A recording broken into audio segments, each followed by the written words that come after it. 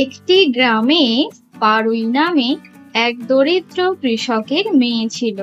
কৃষক চাইতো তার মেয়ে পারুই একদিন অনেক বড় হোক, মস্ত বড় একটা চাকরি পাক।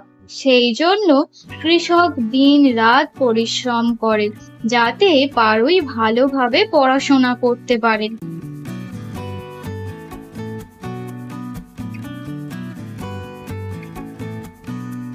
পারুই মা, মন দিয়ে পড়াশোনা করছিস তো? হ্যাঁ বাবা, তুমি চিন্তা করো না, আমি খুব মন দিয়ে পড়াশোনা করছি। তুমি দেখো, এইবারে আমি ক্লাসে ফার্স্ট হবই হব। শুধু ক্লাসে ফার্স্ট হলেই হবে না, একজন বড় মানুষ হতে হবে। আর সব সময় মনে রাখতে হবে যে পরীক্ষায় পাওয়া নম্বরের থেকে যোগ্যতাটাই আসল। হ্যাঁ বাবা, তুমি দেখো, আমি একদিন মস্ত বড় চাকরি করব, তখন তোমাকে আর মাঠে যেতে দেবো না। তবে বাবা, আমাদের ক্লাসে ঋতু নামে একজন থাকে। তার বাবা বিশাল বড় লোক, অনেক পয়সা। সে শুধু আমাকে বিরক্ত করে। জানো বাবা, ওর বাবা ওকে অনেক নতুন নতুন জিনিস কিনে দেয়, আর ও সেগুলো আমাকে দেখিয়ে বলে, তোর বাবা তোকে এমন কিনে দেয়? ও বলে, তোর বাবা তো খুব গরিব, তাই তোকে কিনে দেয় না।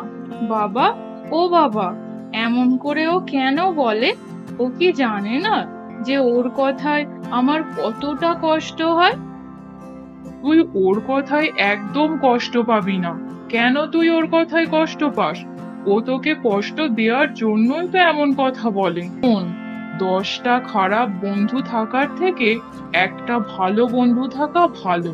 যদি একটাও ভালো বন্ধু না থাকে তাও ভালো, কিন্তু কোনো খারাপ বন্ধুকে নিজের কাছে রাখতে নেই, কারণ সে বন্ধুই নয়।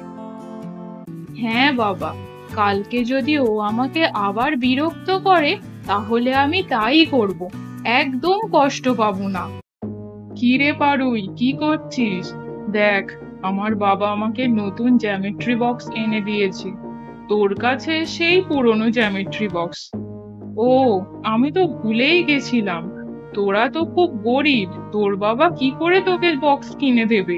হ্যাঁ রে, আমার বাবা আমাকে সব সময় নতুন নতুন জিনিস কিনে দিতে পারে না, কিন্তু যতটুকু দেয় সেটা ভীষণ কষ্ট করে এবং ভালোবেসে দেয়। আর জ্যামিট্রি বক্স আমার কাছে আছে, সেটা দিয়েই আমার কাজ চলে যায়। নতুন জ্যামিট্রি বক্সের আমার কোনো প্রয়োজন নেই। আর শোন, তোকে একটা কথা বলি, এইসব জিনিসে সময় নষ্ট না করে মন দিয়ে পড়াশোনা কর, ভবিষ্যতে কাজে দেবে।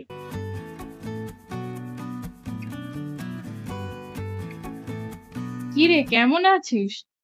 আমি ভালো আছি। তুই ভালো আছিস? হ্যাঁ, আমি তো ভালো আছি, কিন্তু তুই এখানে আমাদের অফিসে কি করছিস? একটা কাজ খুঁজছি রে, যে কোনো একটা ছোটখাটো কাজ হলেই হবে। তুই কাজ খুঁজছিস কেন? আমার বাবার ব্যবসাটা কয়েকটা বছর ভীষণ খারাপ চলছিল। এই বছর তো ব্যবসাটা একদম ডুবে গেল। তারপর বাবার শরীরটাও ভীষণ খারাপ করলো। তুই আমাকে ক্ষমা করে দে, আমি তোকে অনেক অপমান করেছি, আমাকে ক্ষমা করে দে। তোকে বলেছিলাম যে মন দিয়ে পড়াশোনা কর, কিন্তু তুই আমার কথা শুনিসনি। এবার দেখছিস তো নিজের কি অবস্থাটা হয়েছে।